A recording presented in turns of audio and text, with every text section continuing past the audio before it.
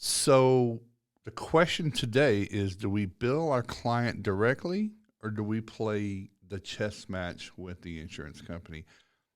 We're going to have a great podcast. Welcome to episode 24. Today we're actually doing something new and live again.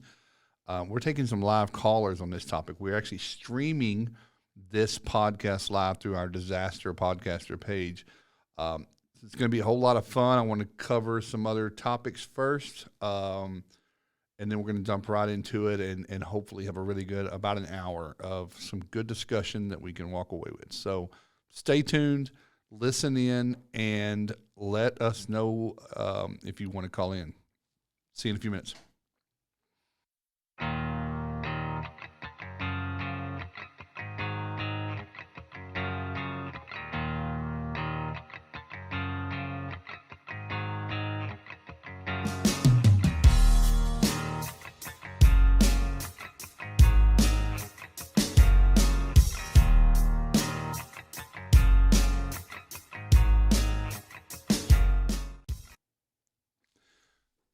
Welcome back, everybody. Episode 24, Disaster Podcaster. My name is Clark Brown with Restoration Advisors. This is the first time you're tuning in. Thank you and welcome. If you are returning and you catch all of our episodes, I can't tell you how grateful we are. I recently found out that we have a lot more listeners and viewers because this shows up on our YouTube channel than I ever would have imagined. I don't know what that means, but we're grateful that we're able to talk about things, create some conversation. So actually skipped a few weeks. I want to take care of a few things. Today we're going to be talking about insurance, billing the client, the insured on our restoration, mitigation, emergency services. And this could be a construction topic too. I don't think it's isolated to that. But this conversation comes up a lot about billing your client direct. So we wanted to, we put out a post online and got a ton, actually someone else started one too, and it had 100 and something comments. And we wanted to bring that into this environment and have an open discussion. You can only do so much online. But first I want to talk about, we missed a few weeks. Our last episode, 23, which was with our sponsor, Kevin Dooley and Kahi Incorporated. Kahi is a very, very robust and growing. Apparently, they have some new information out in the next weeks, but they are asset tracking and telematics of software. Assets being your equipment, your fans, dehumidifiers, scrubbers, anything you want to track, as well as your fleet and even your people. There's some telematics in there. It's a really, really great software. It's affordable, it's scalable, and they are integrating with a lot of the very popular CRMs and software that are out there now. So we want to thank Kahi for their sponsorship, for their friendship. And if you want to check out episode 23, the one before this, you'll have a really good insight of how we came about. Kevin came about developing the company and even what Kahi means. It's a really cool story. So the reason I was out a few weeks was I had to take a road trip. I had the last quarter of this year, the team and I have been working on a lot of things, but I'd kind of front loaded a lot of I packed a lot of the travel that I needed to do into a tight schedule. Started out, this is about 3 weeks ago. I left. I had to do a couple days in Las Vegas for a meeting. Don't like Las Vegas. Don't kill me. Anybody that's from there, no offense. But I had to do 2 days there for a pretty strong business meeting. It went well. Flew straight from there to my yearly hiatus sabbatical. I usually take a couple of days to a week in Montana at a remote, I dare say off their grid because I still had cell signal and whatnot, but I tried to pretend like I didn't. But to a cabin. Really just a cabin. I like the cold, feel like a lumberjack for a couple of days, and I spend a lot of time resting and not chasing emails and not chasing problems, and spend that time getting some ideas out of my head, planning for next year, being creative, doing a lot of writing, and then just hiking. Just if I recommend everyone do that, whether it's sun in the beach or whether it's mountain in the cold or skiing or whatever it is you do, but I definitely recommend everyone does a reset from time to time. Then I had to go down and finish our last large loss mastery in Florida with Tom McGuire at Cape Canaveral. It was our final class of the year. It was a mega course. It was a 5-year anniversary of large loss mastery. So we had a really big week, a really big celebration, and finished up there. So back home, back on task, trying to finish some things up and getting ready for Christmas. So Christmas is coming up. We're recording this today on December the 21st, the 22nd. Wednesday, December 22nd is the date of recording of this episode 24. So we are 3 days from a full day of Christmas and a weekend of Christmas leading into New Year's week. So I wanted to talk real quick before we get into the calls. Real quick, take care of. I got to pay some bills, right? So I got to talk about work for a minute. This is some cool things we've been working on, and I want to share with you. I'm gonna blaze through them. The links for any of this, more information will be in the description of not only this live feed, but also into the description of the podcast and the YouTube channel. The first one, which is really cool, we've created something on our website called our book vault. We're often heard and asked about, hey, what books are you reading? What's a good book about this? What's something I can recommend for my project management team or my staff or myself? Or, it could be business development. It could be not related. Who knows? But Toby and I often talk a lot about the books. These are in the podcast or in lessons or even with clients. We talk about these things. And we just said, what a great platform that we would have just to throw all of these books onto one page with a link where you can go and buy those, whether it's the Kindle or the hardcover or maybe your Audible fan, I don't know. But they're all there.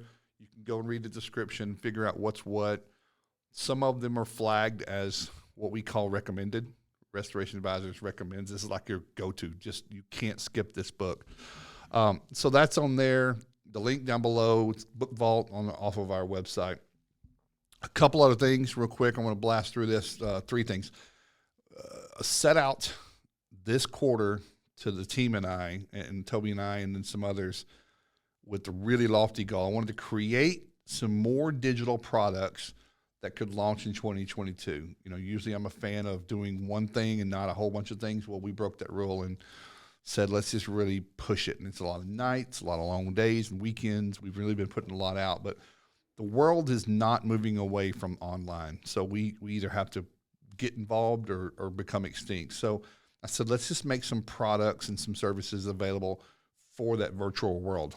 I like in person. I love in person. I love meeting people, and those will pick back up next year. But this is something to fill that gap. So the first one is last summer, with Restoration Advisors, we held 4 mastermind groups. They're what these are peers of different smaller niche topics, educational topics, and we're doing that again. But this time they are literally small groups. We're calling them workshops. Masterminds seem to be a big thing, but these are restoration workshops around.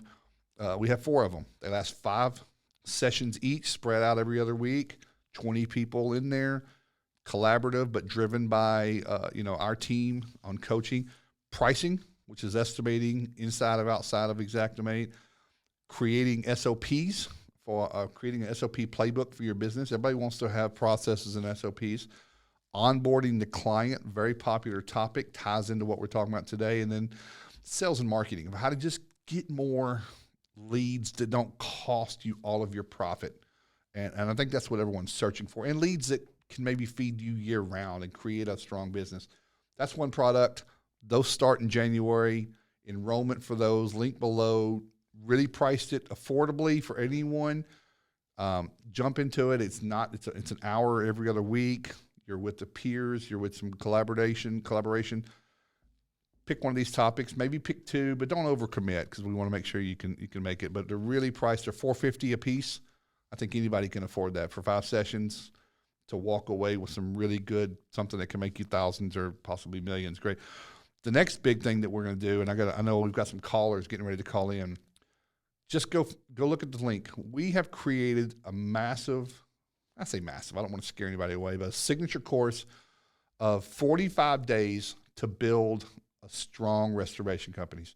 This is a 45-day course. You will be delivered the lessons one at a time daily, about the same time every day, video on different sections, modules, and aspects in a linear fashion, from development of your company, from the idea through opening and launching, into hiring some people, some culture, education, laws, regulations, onboarding clients, some things we talk about all the time, all the way to the last segment, which is bringing all of it in and having some scaling. How do you take this model and scale?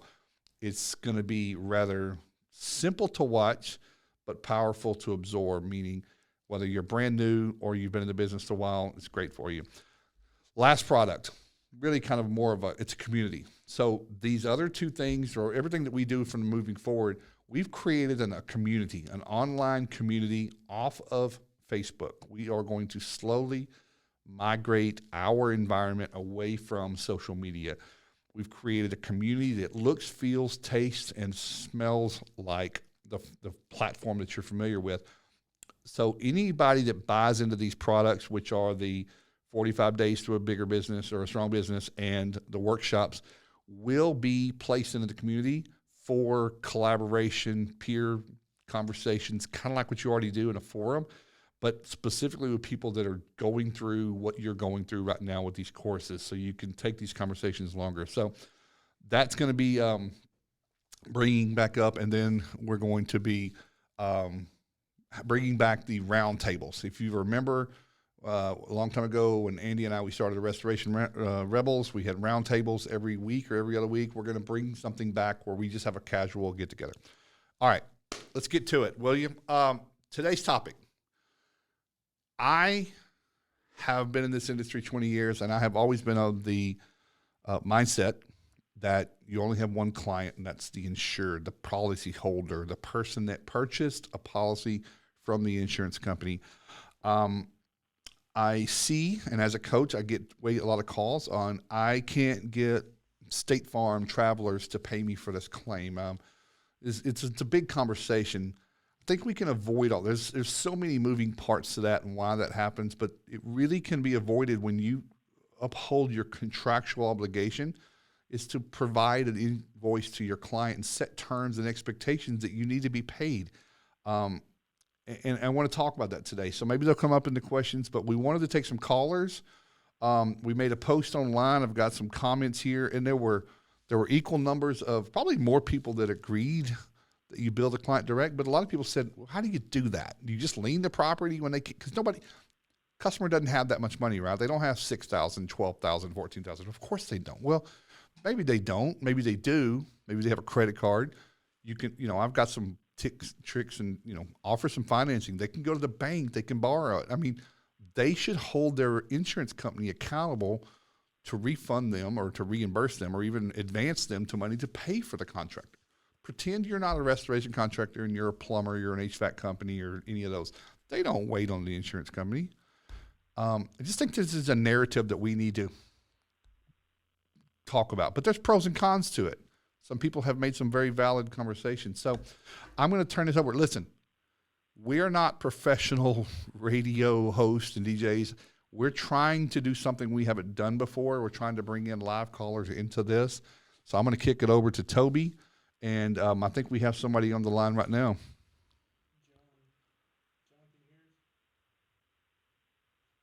I think we've got. Hi, Clark. Yeah, we've got John Hawthorne. I hope that everybody online can hear. John, just bear with me for a second. If anybody listening can drop a thumbs up that you can hear John clearly. John, where are you from? Well, originally from Savannah, Georgia, but I work up in New Hampshire now. New Hampshire, cool. And I love Manchester, New Hampshire. I love Savannah. You miss Savannah this time of year, don't you? Absolutely, my friend. Absolutely. All right, we got a bunch of thumbs up. Everybody can hear you loud and clear. So, John, we haven't met each other. This is very unscripted, and I'm very, very honored that you're calling in. This is exciting. I love live radio. I've listened to Howard Stern my whole life, but I'm not going to pretend that I'm Howard Stern today and be crude. But I love collaborative talking, and I'm of the belief that when I do a mitigation job and a customer hires me to do what I'm specialized in to do, whether it's mold, fire, water, whatever, that it should be a transaction of I'm going to do what I promised. We're going to create a scope of work. You can hold me accountable to that. I'm actually going to create a contract. And at the end, I'm going to hand you an invoice. I understand that the insurance is involved, but I'm not going to play their game. We understand that game. We understand that the insurance just doesn't want to pay full price, and that's their prerogative, but it has nothing to do with me and my business. And I could beat up on that a little bit. So what's your perspective? How do you approach mitigation or even, niche construction specialty jobs? Well, the first thing is having an understanding that it is a contractual obligation between you and the insured, you and your customer. I think that a lot of times here in the restoration industry is that, just like I just said, is that we talk about the insured. They are an insured, but they're not our insured. That terminology belongs to the insurance company. They're our customer. And I think that it starts the sales process and onboarding or having a contract signed with your client or your customer is understanding that they are your customer, not the insured. And explaining the process to them for proper onboarding. I think that's paramount. Yeah, that's key, isn't it? And that's not something we're taught. And you don't learn that in WRT, right? You learn that in Business 101.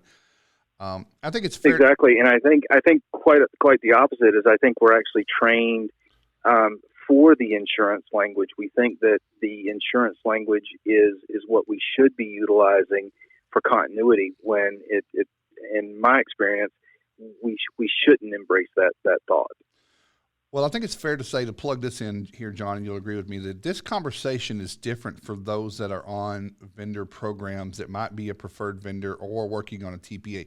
You don't quite have that latitude. You are under an SLA, a service level agreement, that you will, A, price the job according to their guidelines, and B, you will invoice them and essentially play by their rules. And that's a choice that a business can make. I'm not a big fan of building your business around these programs, but I understand where they exist. I understand why they exist.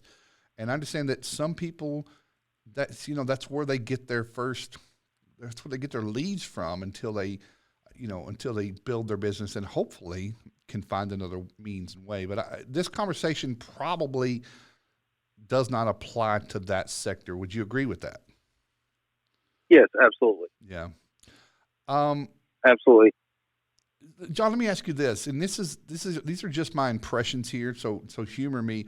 When we talk about it, and I agree with what you're saying, is you have to onboard, but do you feel in the world, I mean, obviously, okay, let's talk about restoration. You don't need to be, there's not a big bar of entry. You don't have to be certified. You don't have to know what you're doing. We obviously know that anybody that was mowing yards for a landscape company last week could go buy dehumidifiers, throw up a website, and do that. So, but I think that there is a huge gap between what our industry values itself and the people that do the work we do, and can defend it, can justify why we charge what we charge, and the value of what we do. Do you agree with that? Do you agree some people just can't sell what we do because of a understanding of why we do what we do? So I wish I could quote you directly in one of the seminars that you put on a few weeks back. But don't devalue yourself or your services, I think, is, if I'm quoting you correctly. Mm-hmm. And I think that quite often, because a lot of restoration companies are willing to devalue what their services are, it's unfortunate. Our industry has always been, or I believe our industry is looked at as a bastard industry. It's not construction. It's not necessarily janitorial or cleaning. It falls somewhere in the middle of everything. We're an amalgamation of a lot of different talents, right? Mm-hmm.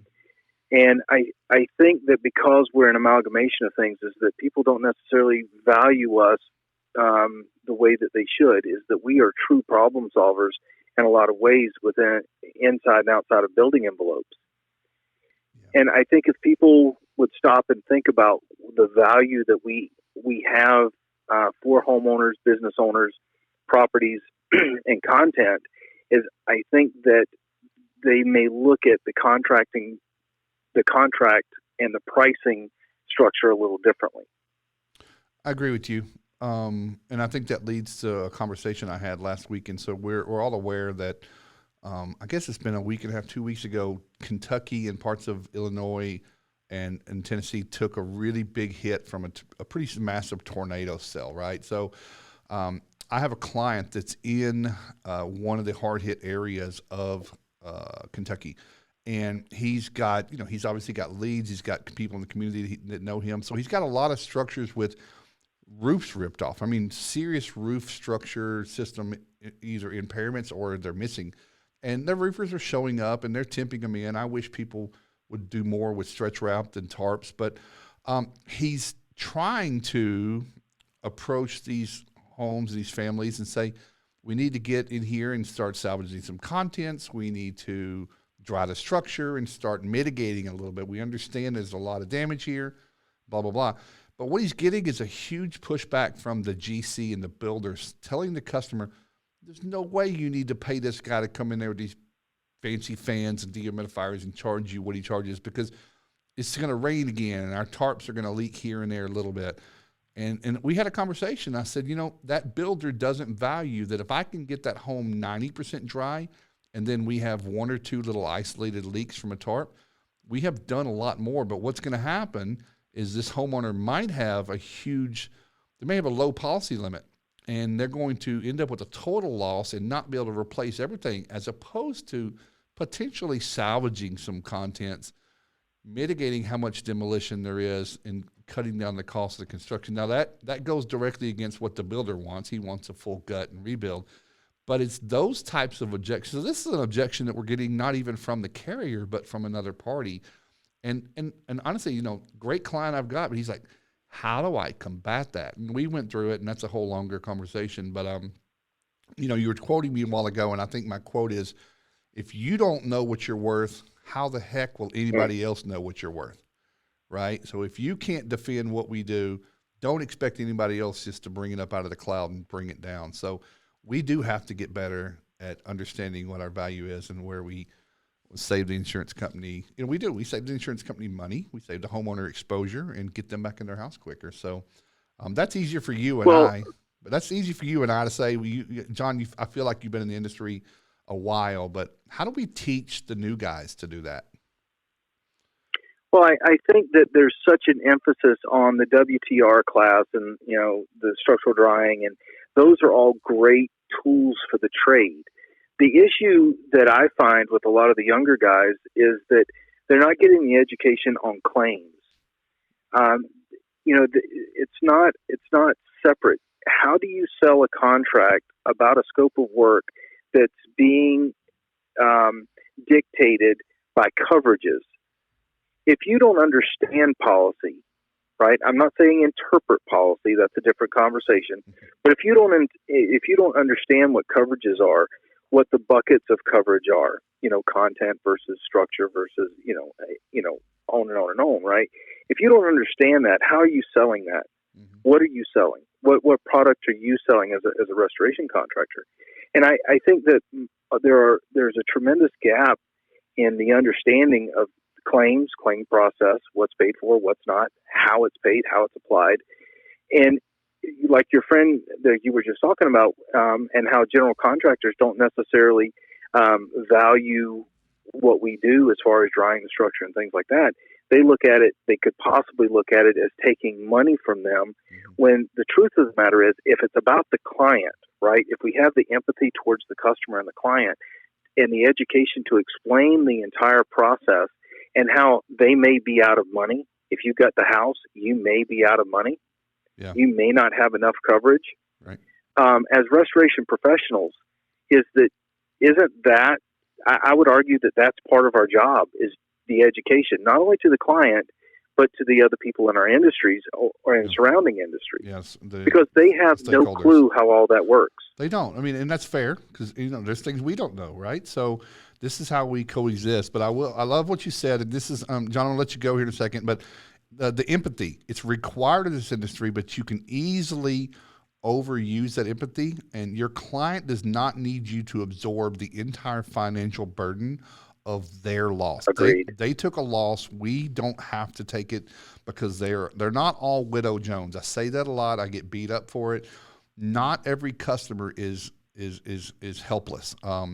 We need to set the expectation, and we have to look at how can we serve this community if we're not profitable so that we can stay open and serve more people. If we put ourselves in a hole because of our heart, that's on us, not them. So I see that happen. People, they overuse the empathy. I think it's required, but it cannot be the driving force. You do your job. Do it well. I could not agree more. Yeah, man. Hey, listen, John, dude, I appreciate you calling in, and I can't wait to get to know you better. I know you and Brandy are phenomenal stewards of this industry, and I can't wait to see what else you guys do and pull off. So thanks for the calling in, okay? Absolutely. Be well. Look forward to seeing you on the next trip. Merry Christmas. Be well. Merry Christmas. Cool. That was it worked. I think everybody heard that online, and we're on to something here, guys. I love live. I love talking. So I think Toby's queuing up the next victim. But what we were talking about there was a couple of points. John happened to agree, and I don't know who's calling in. I don't have it scripted on purpose. I didn't want to know. I didn't want to rethink about it too much. I would like someone to call in with some objections. I completely am okay with professional debate. I mean, I agreed that I don't know everything. So something's not working. Somebody's shy. Some of the comments were have terms. A lot of this conversation is you don't have to be the bad guy. I talked to a friend just a little bit ago before we started this call. I don't know if Brian, if you're listening, if you want to call in, go ahead. Brian's in a unique situation where there's a belief that you might not land as much work if you don't play the game because the carrier is going to probably tell them, I've got a list of people who won't make you pay right away. And those are people that are on their plan. So, all right, we're going to try a caller again. Hello. Hey. Who's this? This is Peter Martone. How are you? Hey, man. How are you? Where are you from? I live and work in Massachusetts and Rhode Island. Ah, Rhode Island. I've done some time in Rhode Island. The biggest little state in the country, right? Yes, sir. Well, cool, man. Well, you obviously have heard some of the conversation we're having. We're talking about this kind of a divide in our industry about billing the client, holding them accountable, and being, I love the word fair but firm, being fair and being, doing the job we're supposed to do, but being firm that the customer has to pay us, and because we can't go in the hole. Then there's the other side that says, no, the customer's gone through enough, deal with the insurance company and blah, blah, blah. Where do you line up on this one, bud? So I've been doing this for a while now. When I started in the industry, it was never even presented that we could invoice the clients directly. If you always billed the insurance company. So over the years, and to go back to your previous discussion, in an effort to add value to my services, to my restoration services, I became a licensed GC and a licensed asbestos inspector as well. So in doing those services, I found, like you said, the plumbers, GCs, no one else invoices the insurance company. So that kind of changed my view on it. Yeah. And also it's fair to say those, not only do those parties get paid at the end of their service because they wouldn't be doing it if they didn't, but they also charge more than what we're quote unquote told we can charge, right? So I mean, if you've ever had if you ever had a plumber come in and doing a shower install or something, and you look at what Xactimate pays in Massachusetts for that, you're like, that plumber says, I don't even get out of bed for that much. And that's legitimate because those prices are antiquated. So, it's just a paradigm shift. But, what I heard you say is, and I think this is a big part of this, is as someone enters this industry, the commonality, the overarching theme is you're going to be in a recession-proof industry, and you deal with the insurance, and the homeowner doesn't have to pay anything, and it's a win-win. Because that's an easy cop-out. You can sell that to anybody. Yep. You can sell water to a whale if you tell them they don't have to pay anything. But that ends up putting us into a financial crux. Now, every company's different. Some people have a lot more profit and money in the bank. Some people have less. Some people are smaller operations, and those onesies and twosies fund the next onesie and twosie. And when you don't have those, it causes you the inability to be able to seize opportunities if there's a surge or something like that, because you're just out of cash. I call cash fuel. Your business is an airplane, and profit is fuel. And if you don't have it, you sit on the runway until someone shows up with a truck and puts a little bit, and you can fly a little bit further. And I don't want to run a business that way. So do you offer, in your mitigation side, have you ever offered third-party financing? Like, I think Hearth and Green Sky and some of those things. Have you ever attempted that? Well, I used to be honest. Up here, I don't know how things are where you're at, but there's not really a need to.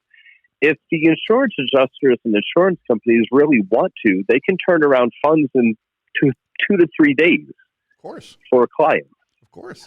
So I go out, I write my client an estimate, I tell them what the price is going to be. In that time span, obviously, I have a dehumidifier and air scrubber on site, stabilizing the area. And I tell the homeowners, talk to your adjuster, and they can at least get you a deposit up front. Yeah. I hope a lot of people are listening to this. I really, really do, because you have reverse engineered, you have developed what works for your business. And I agree with you. Listen, we live in the year 2021. Venmo is a big thing. ACHs, they can wire transfer. They don't have a problem taking payment every month on the same day, the insurance company. Why can't that be in the reverse? The truth is, they just often, if you don't ASK, you don't GET. We teach that in some of my classes. People don't even, if you don't know it's possible, you don't think about asking. But a customer, I'm of the belief that if you walk into a situation and the customer needs to hire you, they don't know that we're going to finance this thing for them until we tell them. It's too often that we pull up our skirts and lay out our, oh yeah, you don't have to pay a dime. Right. And you don't have to, and some people say, oh, you don't even have to pay a deductible. We'll make that go away, which is a terrible, terrible thing. I think there needs to be equal and shared value or obligation on both sides, that, hey, there's ownership. You've got a role, I've got a role, the adjuster has a role. Together we're going to knock this out. But I love the asbestos side. I think more people should diversify what they're doing, as long as they're structurally in a position where,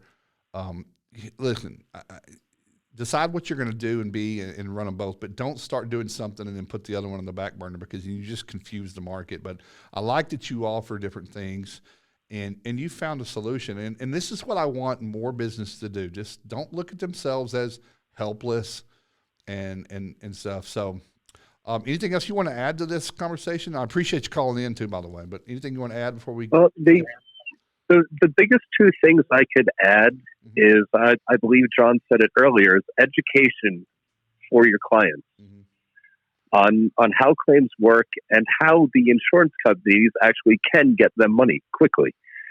And the other one is, you and your client need to advocate for each other, not necessarily against the insurance company, but you're a team at that point. Right.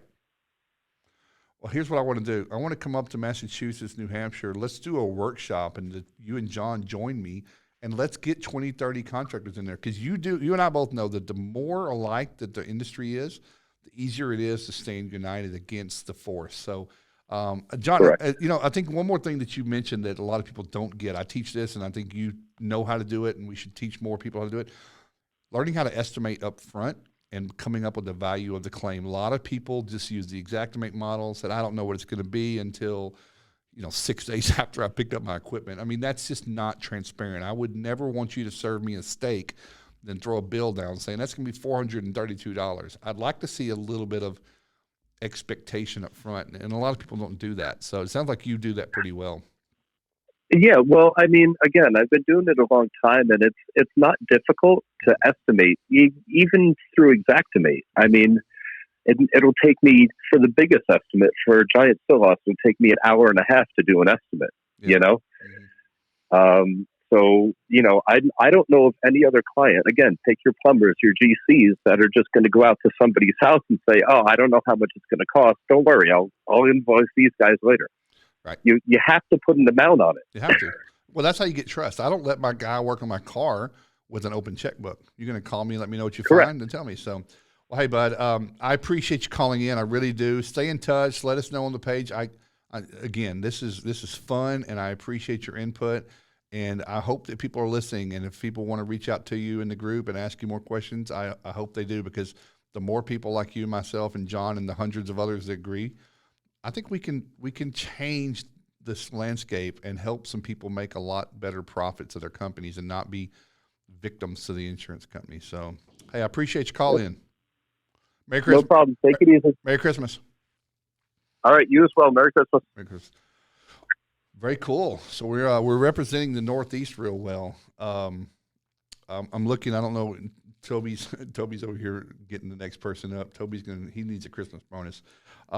Corey Eddy made a comment on this big post I mentioned on Facebook that every time that we have someone pay before submitting the bill to the insurance, they're always covered 100% minus the deductible. I agree. That's I wouldn't say, we can't speak in absolutes. Not everyone's always covered. But here's the thing: is if you don't have the right contract and you hadn't onboarded your customer, you get on day 4. What if that claim is denied? Now you've gone out there and you put in some work and you put some money into it and invested into the job, and you're going to make a bad customer unhappy if you just rip off, and pull out of there. So lots of topics about this. Let's see what the next caller's got. Hello. Hey, Clark, how you doing? Who's this? Hey, this is Russ Harlow up in Connecticut, representing that Northeast again. Oh, man. Everybody, are y'all the only part of the country not working? Everybody else is in the... Who said I wasn't working? I hear you scrunging around. Well, hey, thanks for calling in. You've been listening to the conversation a little bit and obviously felt like you wanted to add something. Anything? What could we expect to hear from you in Connecticut? Well, it's funny, Clark. I think it's, anybody can do what we do, right? But to really add the value, I think John and Peter both had some great ideas. If you want to charge a premium for your service, you have to add value. You really have to be better. And that has to be part of your marketing. So up front, if you're going to charge more, you have to really have that compassion. You have to have that customer service. I don't care if it's me as an owner operator or a project manager or a lead tech. When you get in there, from the very first second you answer the phone, before you do that, put a smile on your face, because it makes a difference. Yeah. These people are going through a tough time. And when we're sitting down with the customer, as maybe the guys are kind of stabilizing the situation and we're sitting down going through paperwork, there's still a lot of anxiety and stress that our customers are going through. Walking them through the process, explaining what you're going to do, and then explaining the billing process in part of that, preparing them for objections that are going to come up. These are the things that add the value that get them on your side from the very beginning. Well, that's what the customer, I'm of the belief, and you're right, and when the customer makes an appointment with you through your company, what they're hoping is, I hope I can trust this person. I hope this person, number one, understands what I'm going through. Number two, has the experience to solve the problem I've got. And I hope they're at least flexible and open enough to educate me, treat me like a human, and then, of course, do what they say they're going to do. And I think those are the components that we don't just rush in and say, all right, I'm going to throw some fans, some dehumidifiers, and you don't have to do anything. We'll talk to your insurance company. I just think that leaves, while the customer might feel like, oh, I don't have to pay anything, they still feel out of the loop a little bit, right? They feel like they're not being heard. So I'm with you. And what I get a lot of this is, Clark, what happens if you don't get paid on the day you pick your equipment up? Well, listen, that's not always going to happen. But your contract is going to say, listen, if you can't pay, if you don't have the funds, put this on your credit card. And people, believe me, people have some money sometimes and they get reimbursed. But I'll say, listen, I can extend 14 days interest-free credit. That's understandable. I understand this is a big epidemic situation, but I'm going to give you the documentation. You're going to have an invoice, but I need you to call your carrier daily if it requires. And you need to ask questions about when am I going to have a check and how much is it going to be for to make sure it's going to cover everything. And if not, why is there a difference? Why are you saying that this isn't covered when there's nothing written in my policy about that? Those are the conversations contractors should be having to best present themselves as advocates for the customers, right? But I don't think any regular customer, any regular home or business owner really believes that you can come in there and do all this work for expensive with specialty people and then wait 90 days to get paid. I think most people have enough wherewithal to say, how would they survive doing that, right? Without charging me interest and blah, blah, blah. So I'm still looking for somebody that says, listen, you can't bill a customer. They're going through enough. We got to bill the insurance company and just wait. That's the game, and that's the world we live in, blah, blah, blah. And I'm wanting to have that conversation with somebody, but it sounds like you guys have, gotten some scar tissue, been around the block a few times, took a few wallops, and developed, say, I'm going to design this. I'm not going to forever keep making the same mistakes. I'm going to build a system. And in your terms, it comes into education, right? Yeah, absolutely. And it starts on day one when you get in there. It starts from the phone call. It starts from the phone call. Yeah, well, this is true. Yeah, agreed. And you know what? I also say it starts on your website. There's some subtle language you can put on your website and say, we work for the customer. We are going to be the solution that you need. And we feel like we're the premier in the market, and watching, I know it's easy to say that, but you'll see shortly everybody in our company is going to be saying the same thing. So, we put together. Go ahead. Oh, I'm sorry, Clark. No, go Well, ahead. we put together a list of questions that people can use with their carriers. Are you authorized to settle my claim? And a lot of different questions that they can ask their carrier, and they can, we put the information on there so that they can put down the phone number and their adjuster and everyone else. Of course, it's branded, but it's the kind of thing that they can use. But then, even when I'm following my collection process, like, listen, we're going to bill you at this date. This is what's going to happen. We're going to give you a final notice.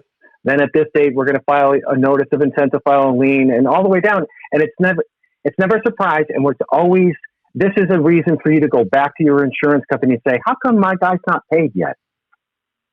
Well, but it's also protecting me and my company. It is, and I just think you're 100% right on all this, and I think I would rather know up front if I've got a customer that has no intention to pay me or to fight for themselves, and I might be waiting 120 days or 90 days or get paid at all. I'd rather know before I put any money into this thing so I can walk away from the jobs, because the best jobs I ever did are the ones I didn't do. I'm sure you can agree with that. You need to say that again, because there's guys and gals out there that need to know that they have to walk away. Not everybody is your customer, right? Not everyone. And back to your list of questions, we put those in the groups years ago, and that's been going around. It's called the power questions, and a lot of people have them and modified them. But I go one step further, just to make it look like we're not just combative with the carrier. I'm going to make a list of questions they should be asking me, because I'm going to listen. You ask me questions, I'm going to give you a direct answer, and I'm going to absolutely let you hold me accountable. I think that should be happening on both sides. You should hold we all work for the customer. They should treat the insurance company like they are in charge, and the insurance company should answer to them. And if they don't like what they're hearing, they ask for a supervisor. They climb the ladder. I tell people, you have the power. You are not in a submissive position with your carrier. You pay your premiums. Hold them accountable. They're supposed to make you whole when you have a tragedy or something like that. So the last caller said the same thing. He said, get a deposit. They're staying at a hotel, or they got to get a rent house or get some temporary furniture or clothes. The insurance company has no problem funding them some money for that. Well, why not for the services that we're doing? So I think I hope, again, I'm with you. I hope this video podcast gets replayed 100 times over the next few years, and people have aha moments and say, oh my gosh, I've been doing it wrong, or this is not how they did it when I worked at so-and-so. I went and started my own, and I kept doing what somebody else showed me how to do, and it just never made sense, but now it does. So, but I want to help educate people that we don't have to be broke, because we are worth it. If you're not worth it, then you shouldn't be paid anything. If you're a scumbag, if you're a hack, if you don't know what you're doing, you know what? You're on your own. But if you're really providing good service and you're somebody that I would call a peer in the industry, or that you yourself in Connecticut would say, hey, I would let that guy walk onto my job site. He's my ally. He's not my competitor. And I think we just need to build it up from there. Absolutely right, Clark. Thanks. I really appreciate all that you do for the industry too. Hey man, Merry Christmas, and talk to you in the new year. Go kill it. Thank you, sir. Merry Christmas. All right, let's go, Brandon. All right. I think we got somebody else coming on. I looked at the screen. I saw who it was. Hey, can you drop him? I don't want to talk to him. I'm kidding. Let me know. Let me know with the thumbnail. So, a good bunch of calls, but I want some objections. I want someone who doesn't agree with me. I want to learn here. Are we good to go? Hello, caller. Yes, is this Brian Daughtry? Hey, Clark, Brian Daughtry. How are you, sir? Oh my gosh, man! Everybody, this is an honor to have Brian on the phone. Where you at, Brian? I'm sitting in dead stop traffic in lovely Washington, Pennsylvania. Washington, PA. Cool. You're heading to Maryland, right? Yes, sir. Yeah, got some Christmas plans.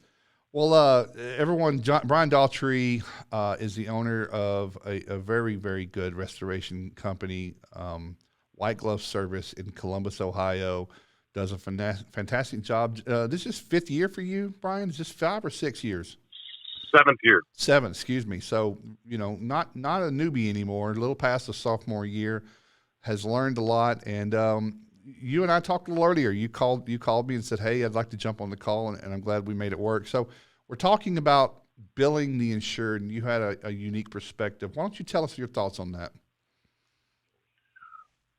Well, my response to your topic that you and I discussed about trying to bill the client directly in my market, while I'd love to do that, and where I have been able to do that, I've certainly seen clients reimbursed 100% in full, which is obviously a big motivating factor for me to want to be able to do that. But I find all my work organically. We don't do any program work.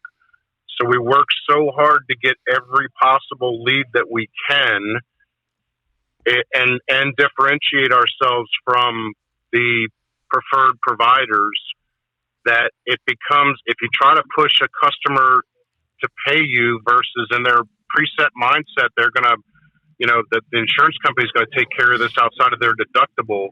It puts me at a big disadvantage because I'm already having to convince them why they should consider utilizing us over the preferred provider that their insurance company swears is who they would be best off using.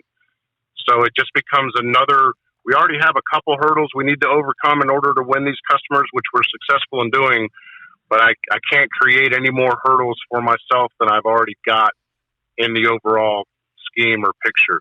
Okay. Can I ask you a question or two? If you don't mind sharing, tell me if you don't, what's your average receivables? What do you think is like currently the environment? How long is it taking you to get paid and collect?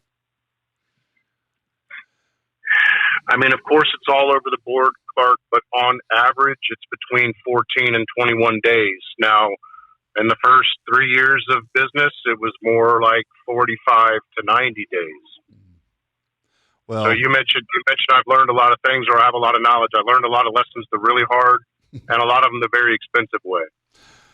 Well, I'm gonna go ahead and say that 14 to 21 days is certainly within a very acceptable range for, I think, a lot of people would be, even if they are not billing the insurance correct, they would love to have those terms. And just because I know you, I'm going to probably tell some people out there, or I'm going to ask you, what do you think is the contributing factor to make that needle move from where you were when you started to what are you doing different to get that 14 to 21 days as opposed to the longer ones before? What did you change in your company?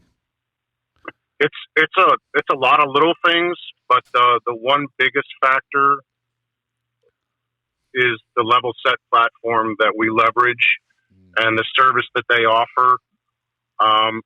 It completely just that one solution completely transformed our entire collections process. That's that wasn't the answer I thought you were going to give, but now that I know, Level Set, everyone is a company, and this is not a sponsored ad for them, but They are partners of mine in my other company, the Alliance of Independent Restorers. Level Set is a lean process software management. They kind of handle the whole thing in a really creative, customizable way that doesn't create a lot of friction. But, Brian, I always expect you to say just documentation, just really learning what a good documentation package looks like for the insured to be able to get reimbursed and cut out some of that review time. Would you agree that that's improved for you? Absolutely. And that goes into the lots of little things. And I don't mean to downplay the importance of documentation by any means, but I mean, it was a lot of things put together that helped us, again, transform our entire collections process. And paperwork is certainly a big piece of that too.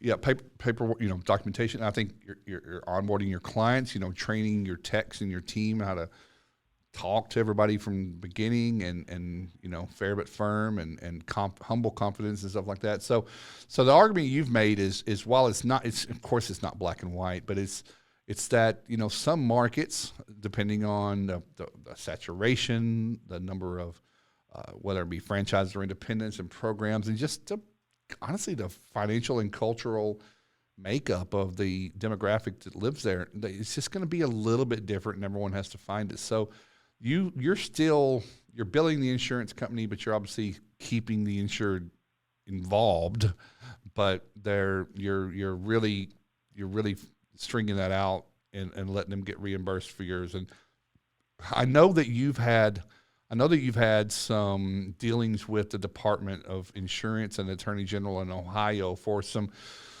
that went sideways. And those were jobs, if I'm remembering right, and I don't want to mention the carrier, you had a client that paid you in full, but then would not get reimbursed by the insurance company for what you billed. Is that accurate? That is accurate. And the other situations typically involved where we were trying to be price fixing whistleblowers with ODI or the Ohio Department of Insurance. Yeah. But yes, that situation is correct. Well, and that's important because now we're talking about creating a customer who doesn't have you did a good job. You recovered the house. The situation was great. The team was great. Probably got a good review. But now they're left with a taste in their mouth saying, wait a minute. The insurance company's saying that, Brian Daughtry charges too much. He's got his own price list because he doesn't use Xactimate. And they're going to believe that. But they're going to believe because now they're holding the bag on a couple of $1,000s. So, and going back to Brian, I know that people that are listening heard Brian say, no program, and you fight real hard for every job you get and lead you get, an opportunity. That also comes into your incredible online digital reputation with your reviews. And that's a currency, right? You've got to continue to nurture and feed that piece, because if you make customers unhappy or you don't handle it the right way, you just plop an invoice on their kitchen table, say, here, pay me, or I'm going to take your front door off or something like that. It's not going to work. So I think that there's certainly some gray area for that. Would you agree? Yes, absolutely. And I think the online presence is absolutely the most, especially for us, again, who get all of our leads organically, it's the single most important weighing factor in driving business in our door. Yeah. So we're very conscious of, and we're always working on that, where we are with our 5-star reviews and the number of them and everything. And there's a lot of situations where I've made probably what I knew was the wrong decision as far as what was wrong or right with a customer, but what was the right decision as far as the way it might portray us, in a negative light. If someone were to be upset and go on a social media spree, for example, if you do a perfect job with a customer, and a month later they come back and say, we think you might have scratched our hardwood floor and we need you to refinish the entire hardwood floor. I'm going to refinish that floor versus, taking the chance of having a really negative social media situation transpire from that. Wow. I shouldn't say it that bluntly because each thing's going to be case by case, but it's that important to me that we have that really strong online presence, because I've again learned the hard way that everyone is turning to the internet to find a provider when they did not plan in advance for a tragedy and need somebody right then and there. Well, And they want to see a couple things. They want to see a robust website. They want to see video content on the website, but they absolutely want to see a boatload of 5-star reviews. Not to say that they all have to be 5-star, but you need the lion's share to be for sure. yeah, so I will tell you that I probably would have a real hard time refinishing a whole house for a scratch. I mean, obviously, I guess it happens, but that's yeah. But listen, I hear where you're coming. You're playing the long game. You're actually playing the strategic game, because it's what's worth the battle now, but what's the war look like, right? So you're.